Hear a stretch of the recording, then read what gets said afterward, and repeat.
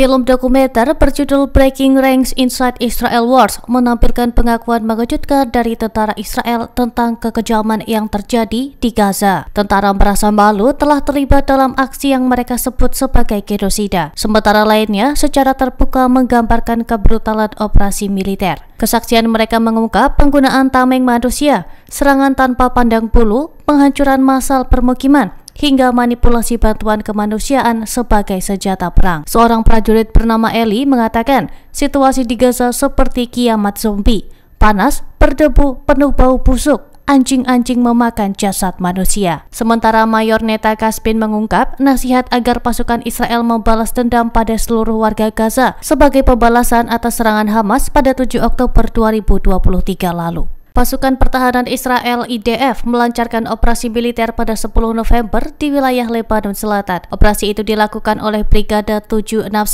dan menargetkan sejumlah bangunan di desa Hula dan Hola yang disebut digunakan sebagai infrastruktur teroris oleh kelompok Hizbullah. Militer Israel menyebut bangunan-bangunan itu menjadi pusat aktivitas dan penyimpanan senjata milik Hizbullah yang dianggap mengancam keamanan wilayahnya. Selain menghancurkan fasilitas, pasukan IDF juga menemukan dan menetralisir senjata lama serta bahan peledak yang disembunyikan di lokasi itu. IDF menyatakan operasi di Lebanon Selatan dilakukan setelah serangkaian penyelidikan intelijen yang mengungkap keberadaan sarang teroris di 2 desa tersebut.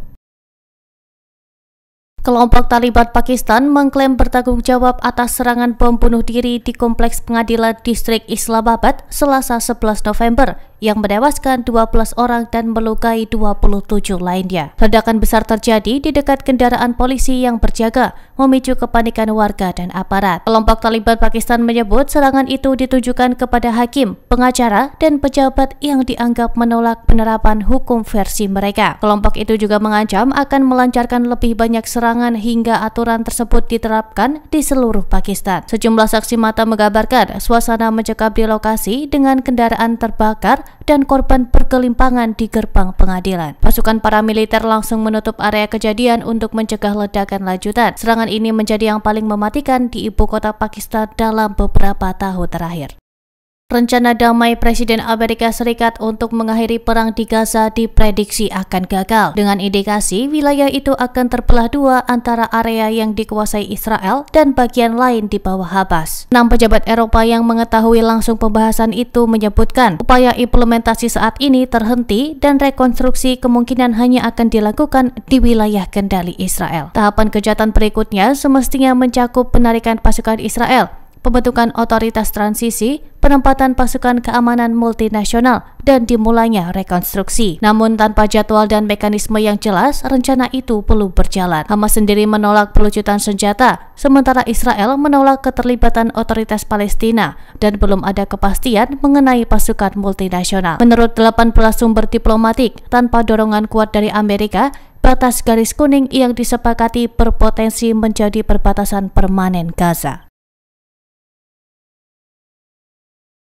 Militer Israel menuduh Hizbullah mencoba membangun kembali kekuatan tempurnya di Lebanon Selatan hingga mengancam keamanan Israel dan mengabaikan perjanjian gencatan senjata tahun lalu. Juru bicara militer Nadav Shoshani mengatakan, pasukan Hizbullah yang didukung Iran masih beroperasi di selatan Sungai Litani, wilayah yang seharusnya bebas dari kelompok bersenjata. Israel pun melakukan serangan ke sejumlah target di kawasan tersebut. Namun, Presiden Lebanon Joseph Aoun dan Perdana Menteri Nawaf Salam menilai justru Israel lah yang melanggar kesepakatan dengan menduduki 5 titik perbukitan di wilayah selatan serta melancarkan serangan udara dan darat. Hizbullah sendiri membantah penyelundupan senjata dari Suriah, meski Israel telah berupaya memblokir jalur darat tersebut. Pimpinan Hizbullah, Naim Qassem, menegaskan tidak ada alternatif selain melanjutkan kesepakatan damai 2024 dengan syarat Israel menghentikan serangan dan membebaskan warga Lebanon yang ditahan. Israel mendorong militer Lebanon memperketat upaya pelucutan senjata Hizbullah,